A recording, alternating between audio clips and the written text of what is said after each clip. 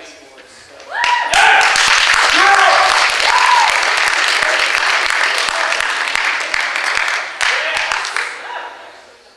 begin the speech tonight by apologizing to my hotel chambermaid who gave me some other man's mustache.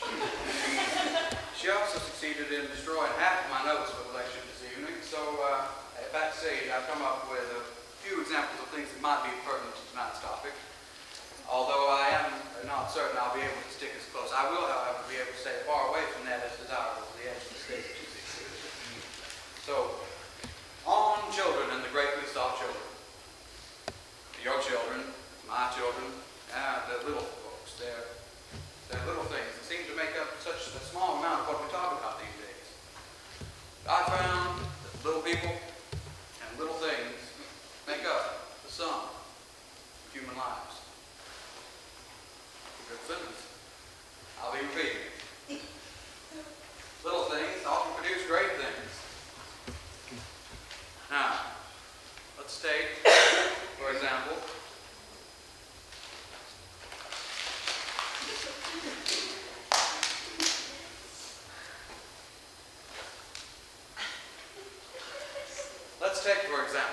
Mr. Newton. He was once a little thing. This little lad one day went to some orchard, some man's orchard. I don't know what he was doing there. And I'll tell you, I didn't come all the way from Hartford to Question Mr. Newton's honesty. But he was a little lad in somebody else's orchard, sitting under a tree. He saw an apple fall. That little occurrence, ATT rapidly him to an idea he had seized before. So he went along and he wrote down the laws of attraction and gravitation. And then next, on another example, I'd like to bring up a discoverer whose name has escaped me. This discovery is not so pertinent, but nevertheless, he was walking around down in Virginia one day, putting his time in flirting with Pocahontas, and John Smith, that was his name. That's not to remember correctly. He was putting his time in, and Mr. Powhatan's garden back there, they didn't have discotheques and the things of the like. He accidentally put his arm around Pocahontas and he grabbed a hold of something. It's just a simple weed. Pulled the bud off of it. He grabbed a hold of tobacco. These virtues are known to every Christian home, outside of every Christian church, between blessings and sermons, and whose virtues are preached and spread by missionaries worldwide. Next, I'd like to bring up a discoverer who sat in a cathedral, Pisa. That's in Italy. He sat on his pew and he just watched the chandeliers dangle as they went back and forth. Apparently, religious matters were just as interesting then as today. Anyway, he got to thinking along on the laws of gunpowder and what that meant. And you all know that after he thought about something like this, he went on to invent the cotton gin or something similar. Now, let's not let all of these examples be an inducement for you to tell all of your young folks to go out and just wander around and loaf about, as it were. But keep in mind that little folks were once these folks, and they've done great things.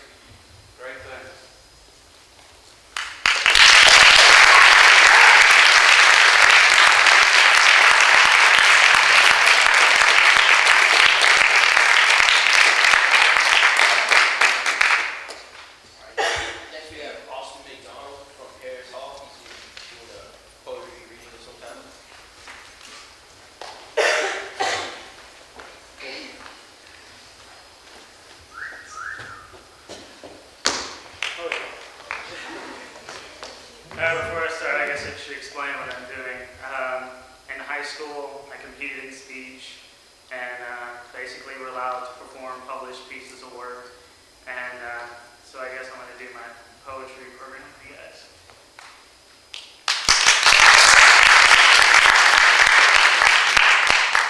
Yes, Harris. Oh, yeah.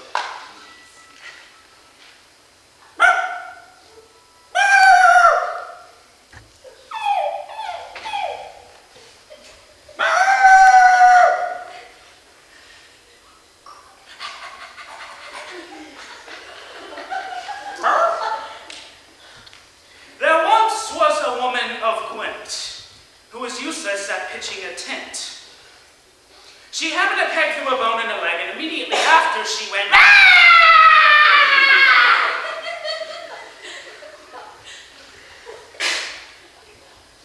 Ow!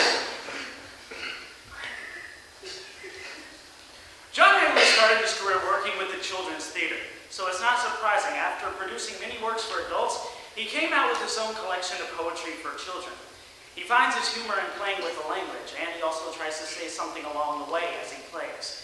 He says, quote, "I like to hone in on the little things, such as dogs, cats, and glasses, because no matter how big the big things are, it's those little things that we can never get away from." Furthermore, poetry has opened the doors for creative expression like none other.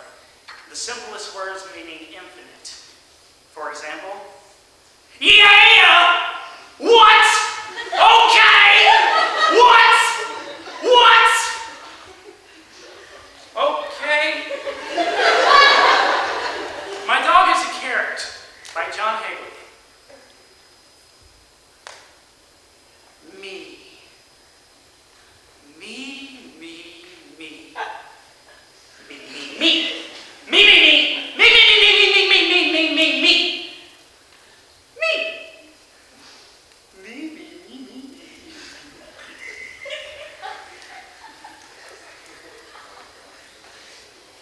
Me. Me, me, me, me, me, me, me, me. Yeah, that's what I think. Me.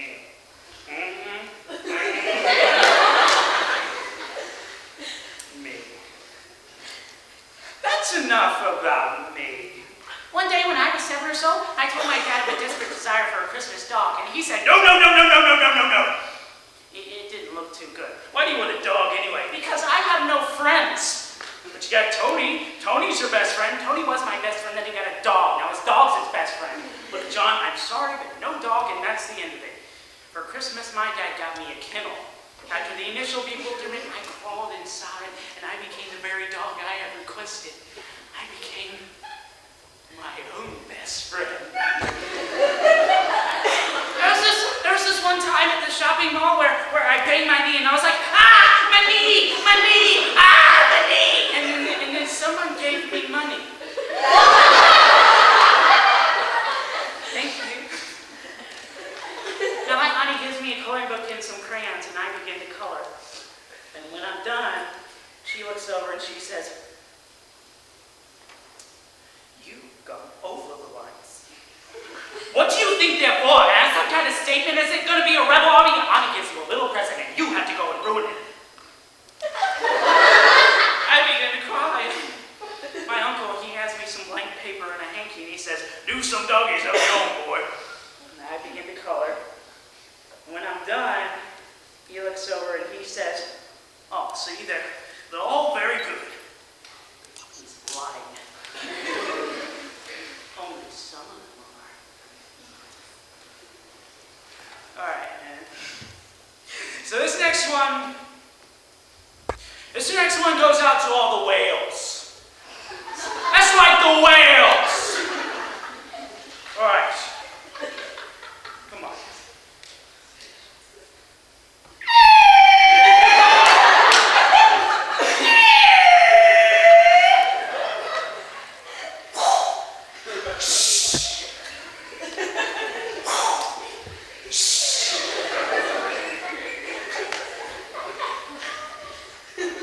Yeah.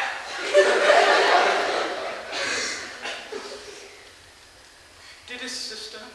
With this hand I made a fist. I made it land upon your sandcastle. Let me make you a new one. Please. Now see, my father told my sister not to play with her food. It was reasonable advice. Carrots do not make very good friends. Now, I've got a dog that's more like a carrot than a dog. See, it's hairy, but only very slightly. It's got no personality to speak of. No bark to bark of. No head. No legs. No tail. And it's all orange and punchy. So,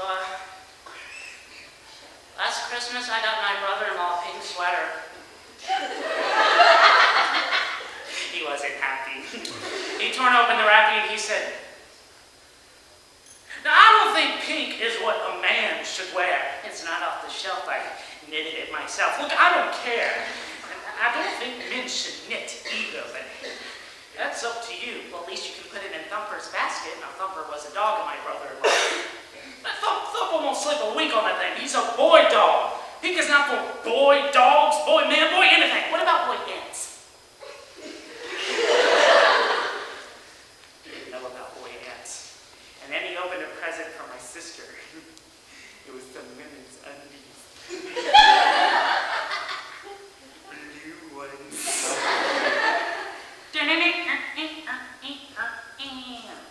Okay, now we are going to have a comparison of logs and dogs. Sorry. Okay, now, both are very popular at Christmas time, but it is not generally considered cruel to abandon a log. And dogs are rarely used as fuel.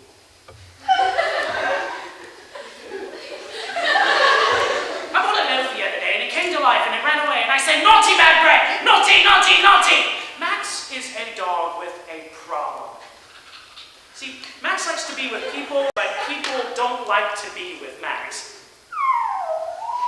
See, it's the kind of problem that's a job to ignore. Now, first time they thought it was funny, but not anymore. Now, picture this scene. This home-loving hound is sleeping by the fire with his family around. He wakes up and he makes a little sound.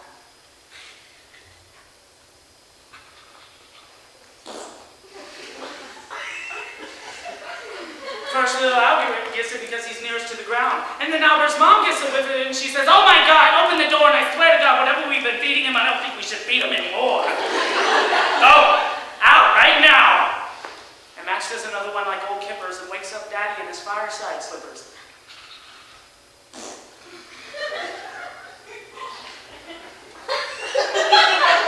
Open the door. It's already open, Dad. I did it when he did it before. I swear to God. It's hard to relax when Max is around. Yesterday, he did it while we were in the car. It's a small car, Brandy. She was sick. She's not used to it like we are. You know, maybe we can swap Max for a pet ant or something. You'll see, Max is smelly. You can really ruin it when you're watching television, but luckily, he's not an elephant.